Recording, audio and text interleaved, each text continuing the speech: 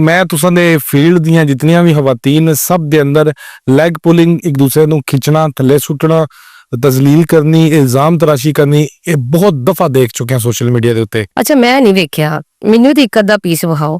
ਕੀ ਚੀਜ਼ ਹੈ? ਹੁਣ ਤੁਸੀਂ YouTube ਤੇ ਸਰਚ ਕਰੋ, ਠੀਕ ਹੈ, ਫਲਾਣੀ ਮੈਡਮ ਫਲਾਣੀ ਦਾ ਇੱਕ ਅੱਧੀ ਕੁੜੀ ਦਾ ਨਾਂ ਤੇ ਦੱਸੋ ਕਿੰਨੇ ਕੀਤਾ। ਮੈਂ ਨਾਂ ਨਹੀਂ ਲੈ ਸਕਦਾ, ਸਵੇਲੇ ਪੀਕਾ ਲੱਗ ਜਾਣਾ। ਤੇ ਇੱਕ ਮੈਡਮ ਦੂਸਰੀ ਮੈਡਮ ਦੇ ਬਾਰੇ ਚ ਕਹਿੰਦੀ ਹੈ ਇਹੋ ਜੀ ਹੈ। ਜਦੋਂ ਤੁਸਾਂ ਦਾ ਮਸਲਾ ਬਣਿਆ ਉਦੋਂ ਵੀ ਤੁਸਾਂ ਦੇ ਬਾਰੇ ਚ ਵੀ ਕੋ ਖਤੂਨ ਸਨ ਜਿਨ੍ਹਾਂ ਨੂੰ ਹੁਣ ਤੁਸੀਂ ਭਾਬੀ ਕਹਿ ਕੇ ਨਾਂ ਪੁਕਾਰਿਆ। ਦੇਖੋ, ਕੋਈ ਵੀ ਕੁਝ ਵੀ ਕਹੇਗਾ, ਮੇਰੀ ਜ਼ਿੰਦਗੀ ਦਾ ਇੱਕ ਰਿਕਾਰਡ ਹੈ ਕਿ ਮੈਂ ਕਦੀ ਕਿਸੇ ਨੂੰ ਬੁਰਾ ਨਹੀਂ ਕਹਿਣਾ। ਮੈਂ ਸਾਨੂੰ ਗੁਜ਼ਾਰਿਸ਼ ਕਰ ਰਿਹਾ, ਦੇਖੋ ਵੀ ਉਹਨਾਂ ਵੀ ਉਦੋਂ ਵੀ ਤੁਹਾਡੇ ਬਾਰੇ ਚ ਵੀ ਇਹ ਗੱਲਾਂ ਹੋਈਆਂ ਕਿ ਇਹ ਚੀਜ਼ਾਂ ਗਲਤ ਹੈ। ਮੈਨੂੰ ਕੋਈ ਅਸਰ ਨਹੀਂ ਹੈ। ਖਾ ਗਈ ਹੈ। ਮੈਂ 10 ਕਰੋੜ ਖਾ ਜਾ, ਉਹਨਾਂ ਨੇ ਕਹਿ ਦਿੱਤਾ ਨਾ, ਉਹ ਮੇਰੇ ਸੀਨੀਅਰ ਨੇ ਕਹਿ ਸਕਦੇ ਨੇ, ਮੈਂ ਉਹਨਾਂ ਦਾ ਜਵਾਬ ਦਿੱਤਾ। ਤੁਸੀਂ ਦਿੱਤਾ ਜਵਾਬ?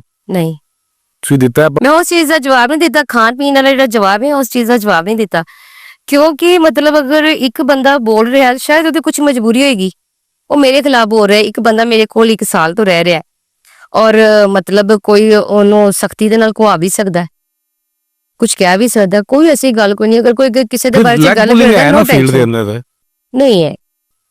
ਚਲੋ ਇਹ ਤਾਂ ਪਬਲਿਕ ਤੁਹਾਨੂੰ ਇਹ ਚੀਜ਼ਾਂ ਨਹੀਂ ਪਤਾ ਕਿ ਮਤਲਬ ਸ਼ੋਬਿਜ਼ ਦੇ ਜਦੋਂ ਕੋਈ ਕਿਸੇ ਕੁੜੀ ਤੇ ਜਾਂ ਕਿਸੇ ਲੜਕੇ ਤੇ ਕੋਈ ਵੀ ਪ੍ਰੋਬਲਮ ਆਉਂਦੀ ਨੇ, ਸਭ ਤੋਂ ਪਹਿਲੇ ਸ਼ੋਬਿਜ਼ ਵਾਲੇ ਇਕੱਠੇ ਹੁੰਦੇ ਨੇ, ਇੱਕ ਦੂਜੇ ਦੇ ਘਰਾਂ 'ਚ ਸ਼ੋਬਿਜ਼ ਵਾਲੇ ਪਹੁੰਚਦੇ ਨੇ, ਰਿਸ਼ਤੇਦਾਰ ਨਹੀਂ ਪਹੁੰਚਦੇ। ਪਤਾ ਨਹੀਂ ਜੀ, ਅੱਲਾ ਕਰੇ ਇਸੇ ਤਰ੍ਹਾਂ ਹੋਵੇ ਜਿਸ ਤਰ੍ਹਾਂ ਤੁਸੀਂ ਦੱਸ ਰਹੇ।